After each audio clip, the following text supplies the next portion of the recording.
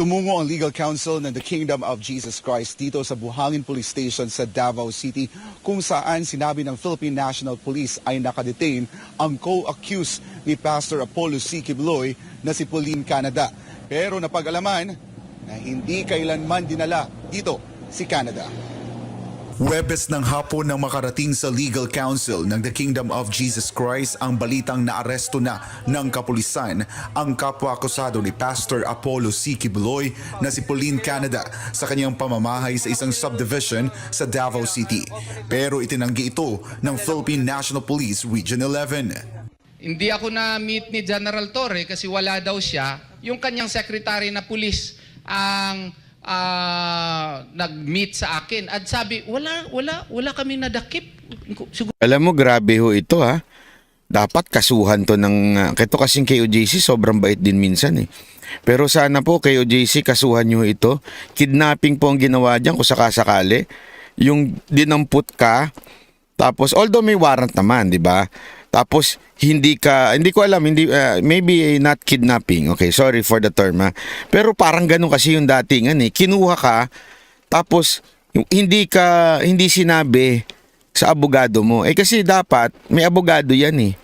Hindi pwedeng walang abogado, tapos i-deny pa. So itinago. Eh anong tawag mo dun pag itinago ka? 'Di ba? Hindi pwede yun. Dapat po hindi ka itago, 'di ba? So, sir, maraming salamat po. Pangalan mo, sir? Hindi, thank you very much po. So, dapat po kasuhan nung ito. Buti na lang. Ito ang problema na hindi nila na foresee.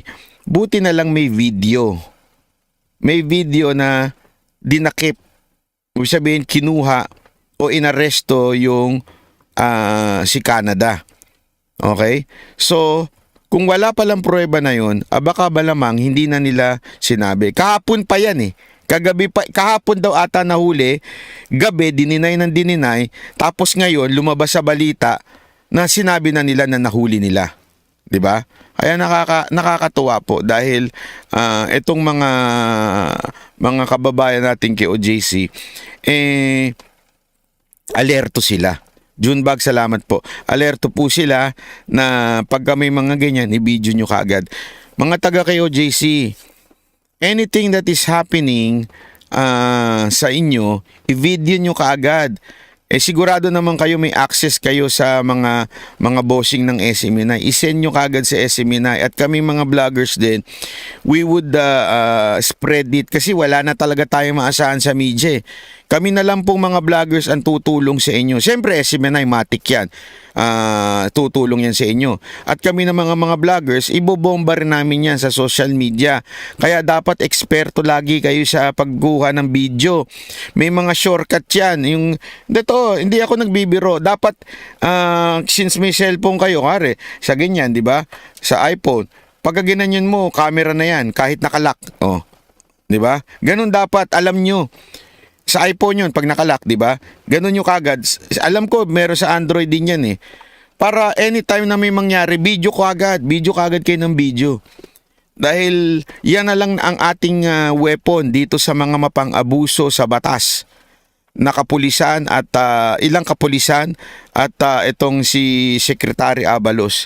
Ay, naku po, matindi ho ito ha. O, tuloy-tuloy. Prado kayo?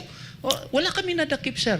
Fake news yan. Pero biglang binawi ng PNP ang kanilang sinabi na hindi nila nahuli si Canada dahil ang mismong aktwal na pagdakip ay nakunan pala ng video. Pinangangambahan ngayon ni Attorney Israelito Torion ang seguridad ni Canada dahil hindi siya nabigyan ng pagkakataon na... Ayan dapat kasuhan yung babae na yan eh. Kasi sila yung humuli tas i-deny sa sa pangalan nito, i-deny sa abogado. Hindi pwede yan. Dapat may abogado. Makausap o makita ang kanyang abogado na karapatan dapat ng isang inaresto. Uy, sunod-sunod yung mga troll naglabasan, no? Hindi nyo napansin? May isang troll nagsimula doon, tas sunod-sunod na dito, di ba? Naglabasan. Okay. Akala nyo naman na-apektuhan kami. Okay din yan. Dagdag din yan sa views. Akala nyo, no? inaresto batay sa Republic Act No. 7438. Natatakot na ako. Sabi ko, baka anong ginawa kay Ma'am Pauline? Maganda pa naman si Ma'am Pauline. At saka baka i-torture. We have the right to assume that because he is now under police custody and under Republic Act 7438, Section 2, any person arrested or detained shall at all times be assisted by counsel. And we have the right to insist that because that is a provision of the law, Section 2 of RA 7438. So nag-request tayo, hindi tayo pinakinggan. Nagpadala na tayo ng formal demand letter. Hanggang ngayon wala pa ring reply. Nakatanggap ng text si Torion mula sa isang kaibigang general at kinumpirma na inireport sa Campo Crame na naaresto na si Canada. Na-report na sa Crame, pero dito sa Sasabihin Camp nila Katitipan, sinabihan ako, hindi totoo yan, attorney, fake news yan. Saan na kaya ngayon si Ma'am Pauline? Inilabas sa SMNI ang naturang impormasyon at ang pagsisinungaling ng PRO 11. Pero matapos ang ilang oras, agad na lumabas sa ilang media report na naaresto nga si Pauline Canada at dinetain sa Buhangin Police Station. Nang tumungo ang KOJC Legal Counsel sa nasabing istasyon ay sinabi ng mga naka-duty na PNP personnel ay hindi kailanman dinala si Canada doon. So, Grabe yung kasinungalingan, ano? 'Di ba? After a while na i-deny. Kita niyo yung yung takbo ng time. After i-deny nila, may video. So naglabas ng news ang SMNI. Pagkatapos nun, bigla naglabasan ngayon sa social media, sa mga media na dadakip na at binanggit yung kung nasaan yung akusado. Tapos pinuntahan nila. Sabi ng mga pulis doon, siguro hindi na-inform. Wala pong dinadala dito. Nakita ninyo? Grabe grabe yung sequence of time Hindi, sinabi nila late na. Kung hindi pa lumabas sa SMNI. Tapos at the same time, nung sinabi naman nila kung asaan, hindi naman alam nito mga to. Hindi daw sa kanila dinala. Napakawalang nga, Napakawalang nga talaga nito mga animal na to.